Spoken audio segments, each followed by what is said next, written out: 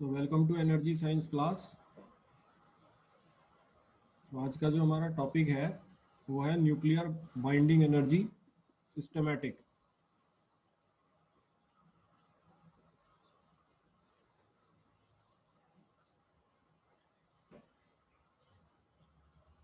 तो जैसा कि हम जानते हैं कि एक न्यूक्लियस में जो न्यूक्लियॉन्स होते हैं उनके बीच में एक स्ट्रॉन्ग अट्रैक्टिव फोर्स जो है वो काम करती है। तो इस स्ट्रॉन्ग अट्रैक्टिव फोर्स के कारण न्यूक्लियॉन्स असेंबल होते हैं और वो तब तक एक दूसरे के नज़दीक आते रहते हैं जब तक उनका इंटर न्यूक्लियॉन सेपरेशन स्टेबिलिटी को अटेन नहीं कर लेता और एक निश्चित इंटर न्यूक्लियॉन सेपरेशन पर न्यूक्लियस का जो साइज होता है वो डिफाइंड हो जाता है।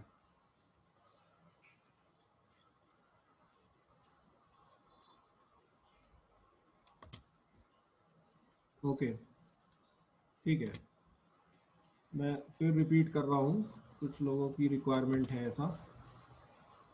ठीक है, मैं रिपीट कर रहा हूँ, अटेन कर लेता है।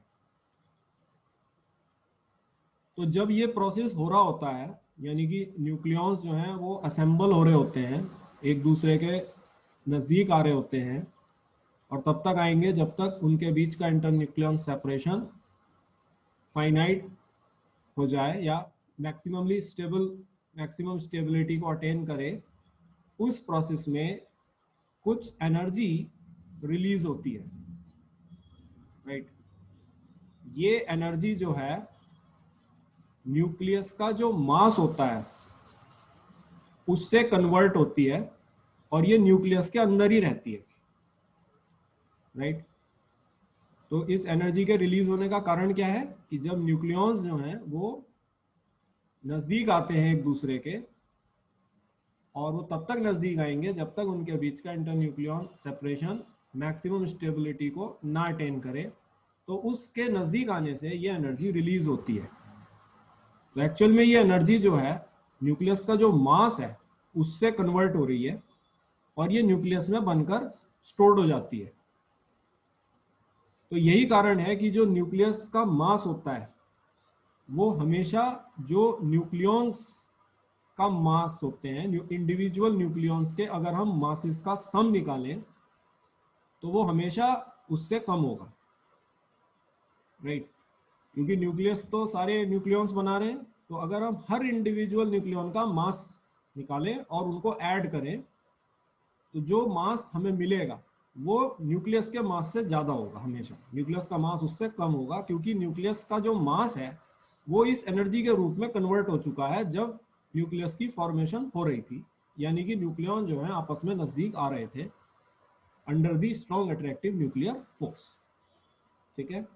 तो ये जो इन दोनों में डिफरेंस होता है यानी कि इंडिविजुअल न्यूक्लियॉन्स के मासेस का जो सम है, यानी कि हम ये कह सकते हैं न्यूक्लियॉन्स का जो मास है और जो न्यूक्लियस का जो मास है, इन दोनों मासेस में जो डिफरेंस है उसको मास डिफेक्ट कहते हैं, राइट। और ये जो मास डिफेक्ट है यही एक्चुअली बाइंडिंग एनर्जी के रूप में कन्वर्ट हुआ है जो कि न्यूक्लियस के अंदर रहती है, ठीक है। तो हमने ये मास डिफेक्ट यहां निकाला है। मास डिफेक्ट डेल्टा एम ये mass of total mass of nucleons होगा माइनस मास ऑफ न्यूक्लियस होगा। तो टोटल मास ऑफ न्यूक्लियॉन्स को निकालने के लिए मान लीजिए न्यूक्लियस के अंदर जेड नंबर ऑफ प्रोटॉन्स हैं और हर प्रोटॉन का मास mp है, तो जेड mp जो है ये mass total mass of protons हो गया। इसी तरह से अगर इस न्यूक्लियस का मास नंबर a है और इसका एटॉमिक नंबर z है तो इनका जो डिफरेंस होगा a माइनस जेड वो होगा कितने न्यूट्रॉन्स इसके अंदर हैं न्यूक्लियस के अंदर। तो अगर हर न्यूट्रॉन का मास mn है तो अगर मैं a माइनस जेड की mn से मल्टीप्लाई कर दूं तो मुझे न्यूट्रॉन्स का मास मिल जाएगा। तो इस तरह से मैंने न्यूट्रॉन के मास को प्रोटॉन्स के मास में जोड़ा तो मुझे टोटल मास ऑफ न्यूक्लियॉन्स मिल गया कितना है न्यूक्लियस के अंदर। उस मास से जब मैंने न्यूक्लियस के मास को घटाया तो जो भी मुझे मिला उसको मास डिफेक्ट कहते हैं, राइट। तो आप इस मास डिफेक्ट का कारण समझे हो। ये मास डिफेक्ट इसलिए आया है क्योंकि न्यूक्लियस का जो मास है वो एनर्जी में कन्वर्ट हो गया है, जो कि न्यूक्लियस के अंदर ही है, और इस एनर्जी को बाइंडिंग एनर्जी कहते हैं। ठीक, अगर तुम्हें न्यूक्लियस को अगेन, मान लीजिए न्यूक्लियॉन्स को तुम डिसअसेंबल करना चाहते हो, डिसअसेंबल मतलब इनको आप बिखेरना चाहते हो, तो आपको इतनी ही एनर्जी, बाइंडिंग एनर्जी के बराबर एनर्जी कम से कम आपको न्यूक्लियस को देनी होगी। वो एनर्जी प्राप्त करके ये न्यूक्लियॉन्स जो है डिसअसेंबल हो सकते हैं।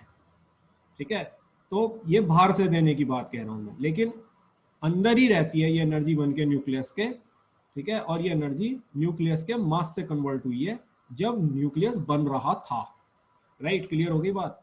तो इस मास डिफेक्ट को, जो कि इन दोनों मासेस का डिफरेंस है, यानी कि मास ऑफ न्यूक्लियॉन्स और मास ऑफ न्यूक्लियस का जो डिफरेंस है, अगर मैं एनर्जी में कन्वर्ट करता हूं तो मुझे delta M C square energy मिलेगी, और यही मेरी बाइंडिंग एनर्जी है, जो कि हमेशा मिलियन इलेक्ट्रॉन वोल्ट में एक्सप्रेस्ड होती है, ना कि जूल्स में।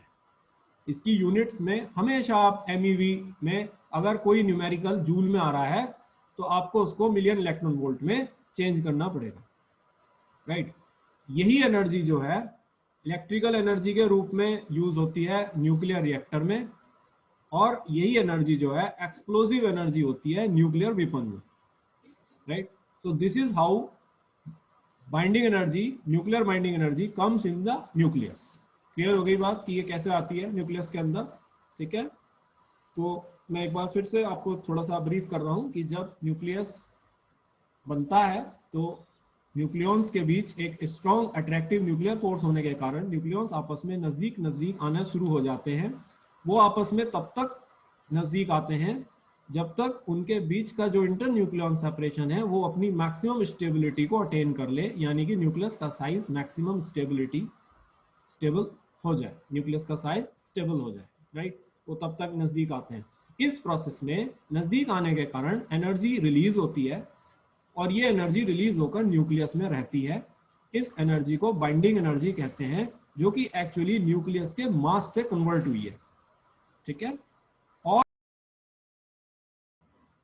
ठीक है, तो क्लियर हो गई आपको बात।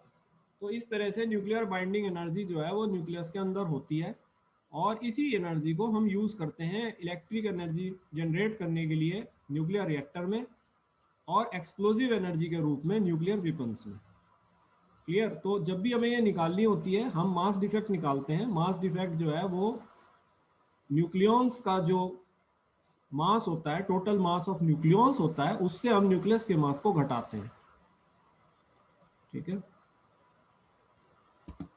तो now let me come to the next